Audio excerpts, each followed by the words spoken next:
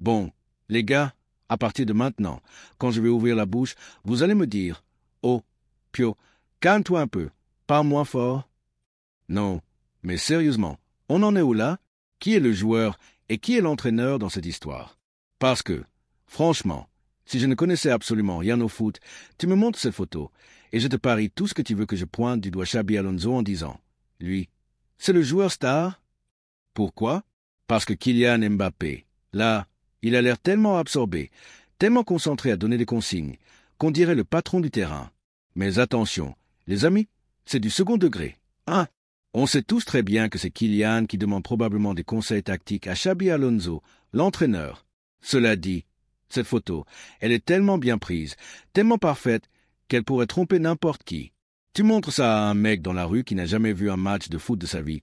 Il va te jurer que c'est Xabi Alonso le footballeur et que Kylian, c'est le coach qui lui donne des instructions. Et franchement, regarde bien. Xabi, il est là, hyper attentif. Il écoute, il hoche la tête, il boit les paroles de Kylian. Et Kylian, lui, il est dans son monde, super sérieux, en train de lui expliquer un truc avec une concentration de fou. Non, mais c'est trop. Cette image, c'est une pépite. Par contre, Dina Hüseyin, toi, là, il faut que tu te calmes tout de suite avec tes numéros, parce que là, on va finir par se poser des questions. Genre, est-ce qu'on ne devrait pas te mettre en 6, en sentinelle, devant la défense? Parce que même notre 6 actuel, il te regarde avec un air bizarre, tu vois le genre. Il te fixe, il se demande ce que tu fabriques. Fais gaffe, fais super gaffe, parce que tu pourrais finir en 6, ou pire, en attaquant. Et là, franchement, on ne sait pas ce que ça donnerait. On ne sait jamais avec toi, tout est possible. Mais bon, trêve de plaisanterie. Les gars, je vais vous laisser avec quelques images rapides de l'entraînement, juste pour vous montrer l'ambiance incroyable qui règne dans notre club. Franchement, c'est du pur bonheur. Je ne sais pas pourquoi il y en a un qui se prend pour un judoka ou un taekwondiste, mais bon, on est bien, on kiffe. Arda Güler, Militao, tout le monde est à fond. C'est propre, c'est carré. Et après, quand je dis « bref », ne me faites pas répéter. Vous savez ce que vous avez à faire. Abonnez-vous pour ne rien rater de la Q Madrid. Et laissez vos avis en commentaire. J'ai hâte de lire vos théories. Bon, maintenant, parlons sérieusement. On nous a vendu du rêve, ou plutôt un mensonge monumental, non? Regardez bien. Kylian Mbappé qui fait gagner son équipe, c'est une réalité. Lors du dernier entraînement, son équipe affrontait celle de Vinicius, les Violets. Et même si Vinicius a tout donné, il a été incroyable. C'est l'équipe de Kylian qui l'emporte à la fin. Et là, on nous avait dit quoi? Que Kylian, c'était le mec qui allait tout casser dans le vestiaire, qu'il allait semer la zizanie. Mais quand je vois la façon dont ses coéquipiers réagissent, comment ils célèbrent avec lui, franchement, ça ne ressemble pas à un vestiaire au bord de l'implosion. Au contraire, Kylian, il rayonne, il est épanoui comme jamais. Collectivement, il n'a jamais été aussi bien intégré, aussi à l'aise. On nous avait prédit l'apocalypse, mais là, c'est tout l'inverse. Et puis, parlons du côté gauche du terrain, celui de Vinicius. Ses performances en dents de scie, ce n'est pas à cause de Kylian. Soyons clairs. Non, c'est plutôt une histoire de contrat, de salaire que le Real Madrid ne veut pas augmenter pour l'instant. Et le numéro 10, là, on nous a fait tout un cinéma, comme quoi c'était une décision purement marketing du club, pas un choix de Kylian. Quant à Rodrigo, le pauvre, il joue de moins en moins. Mais soyons honnêtes, ça a commencé bien avant cette saison, à cause de ses prestations en baisse. Alors, cette soi-disant terreur qu'on nous a vendue autour de Kylian, eh bien, désolé, mais chez nous, il est adorable. Il a toujours été comme ça. Et cette saison, encore plus que les autres, il est entouré comme jamais. Nouveau coach, nouveau coéquipier, toutes les galères du Real Madrid envolées, il ne peut qu'être épanoui. Je vous le dis, cette saison, c'est la sienne, il va tout casser. D'ailleurs, à votre avis, qu'est-ce que Kiki est en train de dire à Xabi Alonso sur cette fameuse photo? Allez, donnez-moi vos théories. Il y a 2 camps, ceux qui kiffent Kiki et ceux qui ne l'aiment pas. Les anti-Kiki vont dire quoi? Oh, il est en train de dire qu'il faut virer Vinicius, faire partir Rodrigo, qu'il ne veut pas courir, que c'est aux autres de faire le boulot pour lui, qu'il est le boss et qu'il veut tout contrôler. Voilà leur version. Et puis, il y a ceux qui adorent Kiki, qui vont dire « Non, mais attends, il est en train de donner des conseils tactiques au coach. Genre, coach, dans le match, il faut jouer comme ça. Ne mets pas Mendy, il joue contre nous. Lui, là, il faut qu'il court avec moi. C'est lui qui refuse de me faire la passe. C'est pour ça que je ne marque pas. Alors, vous êtes dans quel camp? Quelle est la meilleure théorie? Franchement, je sens que cette histoire va faire des vagues, parce que certains vont jurer que Kylian est déjà en train de donner des ordres à Xabi Alonso. Allez, balancez vos idées. J'ai trop envie de savoir. Non, mais les gars, sérieusement, personne ne vous montre ça ailleurs. Regardez ce que Kylian fait à l'entraînement. C'est du lourd. On dirait qu'il est en train de tout déchirer, mais en même temps, ses coéquipiers, ils sourient, ils sautent sur lui, ils kiffent. Alors, soit ils sont tous de grands acteurs, soit il se passe quelque chose de bizarre. Parce que, franchement, être aussi heureux pour un simple entraînement, c'est louche, non? Je vais peut-être virer complotiste, mais j'ai l'impression qu'ils savent qu'il y a des caméras. Ils jouent la comédie, ils font genre, on est les meilleurs potes du monde. Mais attention, ne nous voilons pas la face. Pendant que Kylian célèbre, qu'il montre qu'il est heureux et que le groupe est soudé, il y a Rodrigo, là, dans son coin, qui attend une blessure d'un attaquant pour gratter une place de titulaire. C'est triste, mais c'est la réalité. Et puis, regardez Vinicius. Quand il veut, il met tout le monde d'accord. Xabi Alonso lui-même a reconnu ses performances incroyables. Lors du dernier entraînement, il a humilié tout le monde, même Valverde s'est retrouvé par terre. Si Vinicius décide de jouer à fond, personne ne peut l'arrêter. Et ceux qui le comparent à un débutant en Ligue des Champions, désolé, mais c'est ridicule. Vinicius, il mérite son salaire, il mérite qu'on lui donne ce qu'il demande. Et si le Real Madrid lui met la pression pour qu'il performe avant de revoir son contrat, eh bien, attendez-vous à le voir tout casser, parce qu'il ne restera pas sur le banc. Ça, c'est sûr. Et là, breaking news, les gars, il paraît que le staff envisage de titulariser Franco Mastantuono à droite contre le Real Oviedo. Non, mais attends, Alonso, tu réfléchis encore? Ce petit, il a 18 ans, il est bouillant, il a les hormones en ébullition. Il ne demande qu'à jouer. En 20 minutes, il a touché plus de ballons que certains mecs qui jouent 90 minutes. Je ne vais pas balancer de nom, je ne suis pas là pour clasher. Mais Franco, il doit être titulaire? Point barre. Oui, il y a Rodrigo, Gonzalo Garcia, Brahim, tout ça, mais laissez le petit jouer, il a la dalle. Contre Osasuna, quand il est entré, j'étais aux anges. Ce gamin, il veut tout bouffer, il court partout, il touche tous les ballons. Alors, Alonso, s'il te plaît, mets le titulaire dimanche, qu'on passe une bonne soirée. Et Rodrigo, là, c'est quoi cette histoire? On dirait que tout le monde le déteste au Real Madrid. Regardez sa célébration à l'entraînement. Il marque, et ses coéquipiers, ils le calculent à peine. Personne ne va vers lui, personne ne le félicite. Comparé avec Kylian, quand il marque, tout le monde saute sur lui. C'est la fête. C'est le jour et la nuit. Rodrigo, on dirait le vilain petit canard. Il ne joue pas, on l'ignore, alors que, franchement, le mec est super fort. Regardez leur langage corporel. Valverde fait comme s'il n'existait pas. Rudiger a l'air agacé, et le seul qui semble un peu content pour lui, c'est Jean-In, le nouveau qui essaie de s'intégrer. Rodrigo, il est tout seul dans son délire, ça fait presque de la peine. Pour finir, Xabi Alonso a commencé à parler des performances de Vinicius, de Kylian, de Rodrigo. Il a mis des mots sur ce qu'on voit à l'entraînement, mais il faut savoir que la compo pour le match de demain, eh bien, elle va faire parler.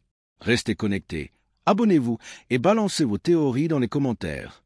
Lors de la conférence de presse, Xabi Alonso a abordé la question des tireurs de coups francs, et il nous a donné une liste qui ne surprend pas vraiment.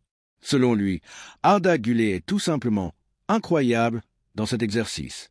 Tchouaméni et Franco Mastantuono ne sont pas en reste, même sur les coups de pied de coin dans des angles fermés. Et bien sûr, il n'a pas manqué de mentionner Kylian Mbappé, qui a aussi prouvé qu'il pouvait être redoutable sur les coups francs. Ouais, on a bien compris. Kylian a tenté 2 coups francs, il en a mis 2 ou peut-être 1. On va pas chipoter sur les détails. Mais franchement, on n'est pas surpris. C'était écrit que Xabi allait glisser un petit mot sur son kiki chéri. Cela dit, il faut reconnaître que Mbappé a ce talent pour planter des coups francs spectaculaires, et ça, personne ne peut le nier. Concernant d'éventuelles nouvelles recrues, Alonso s'est montré plutôt satisfait de son effectif actuel. Je suis content de ce que j'ai, mais il faut toujours être prêt à réagir en cas d'imprévu. Ce qu'on comprend, c'est que tout dépend de ce qui se passe en interne. S'il y a un départ inattendu, un pépin physique ou une opportunité sur le marché, le Real Madrid pourrait bouger. Peut-être qu'ils sont déjà en train de discuter en coulisses pour faire venir quelqu'un, qui sait? Mais une chose est sûre, il ne faut pas oublier Adam Wharton. Les gars, gardez un œil sur ce joueur, il pourrait bien nous surprendre un de ces jours. Ensuite, on a interrogé Alonso sur le positionnement de Franco Mastantuono, et là, il a été très élogieux. Il a dit « Franco, en milieu ou en attaquant? Franchement, je pense qu'il peut jouer n'importe où.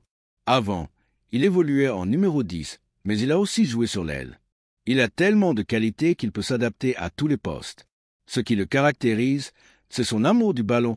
Il veut toujours être dans l'action. » Alonso n'a pas encore décidé s'il le titularisera à un poste précis, mais il le voit plutôt comme un attaquant.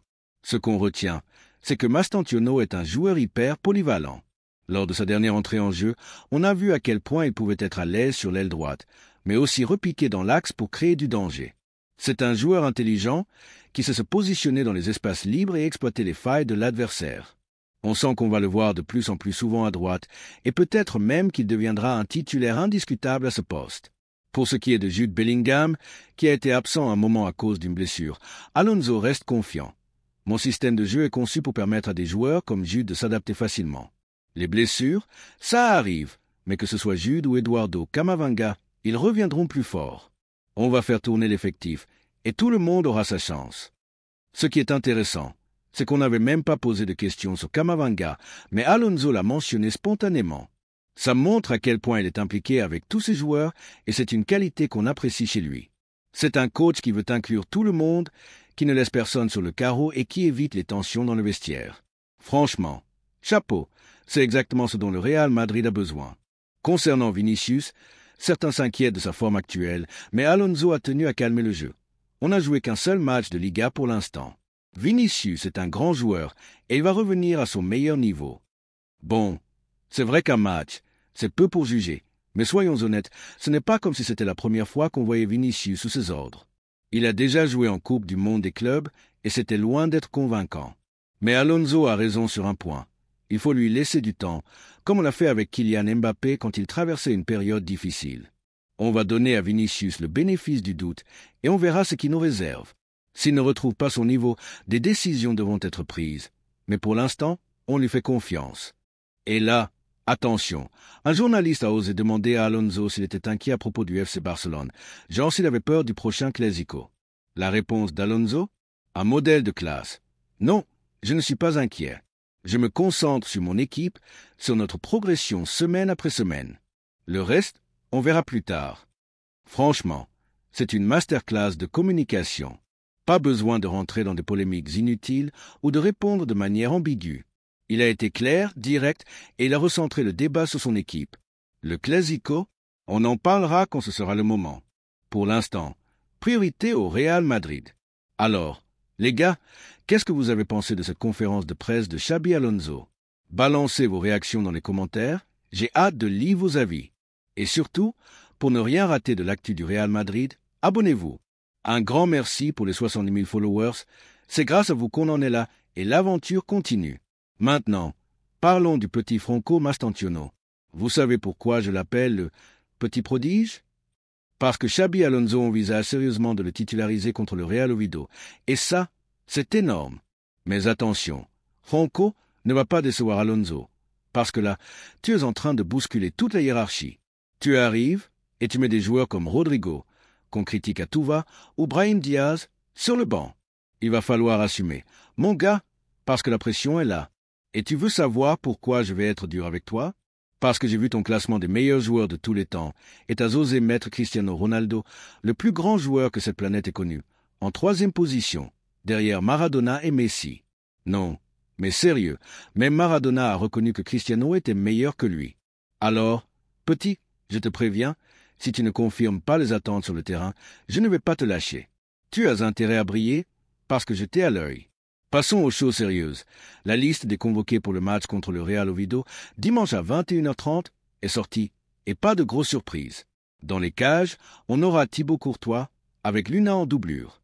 En défense, on retrouve Sergio Mestre, Dani Carvajal, Eder Militao, David Alaba, Trent Alexander-Arnold, Asensio, Fran Garcia, et surtout le retour de Rudiger après sa suspension. Par contre, toujours pas de Ferland Mendy, qui n'a même pas repris l'entraînement sur le terrain, si je ne me trompe pas. Au milieu, on aura Federico Valverde, Tchouaméni, Arda Güler et le jeune Thiago Pita. Pas de Bellingham ni de Camavinga pour l'instant, toujours en phase de récupération. Et en attaque, on retrouve Vinicius, Mbappé, Rodrigo, Gonzalo Garcia, Brahim Diaz et bien sûr, Franco Mastantuono. Toujours pas d'Hendrick qui est blessé. Pour la compo probable, je vois bien Courtois dans les buts, Militao et Alaba en défense centrale, Tran à droite, Fran Garcia à gauche. Au milieu, Tchouaméni, Arda Güler et Valverde devraient tenir la baraque. Et en attaque, je parie sur Mastantuono à droite, Mbappé en pointe et Vinicius à gauche. Pourquoi Mastantuono? Parce qu'on sent qu'Alonso lui fait confiance, comme il a encore répété en conférence de presse. Mais j'aimerais tellement voir un jour une attaque avec Mbappé à gauche, Gonzalo Garcia en neuf et Mastantuono à droite. Ou pourquoi pas Mbappé à gauche, Gonzalo Garcia en pointe et Rodrigo à droite? Ce serait hyper intéressant de voir cette flexibilité tactique. Si Vinicius continue à stagner, je pense qu'il pourrait être envoyé sur le banc. Et Rodrigo aura enfin sa chance, peut-être même sur l'aile gauche, comme on l'a entendu récemment. Ce match contre Oviedo, une équipe qu'on n'a pas vue en Liga depuis 2001, s'annonce comme une belle opportunité pour tester ses combinaisons. Alors, les gars, prêts pour demain? On va qu'y faire et on débriefera tout ça ensemble. Abonnez-vous et à très vite.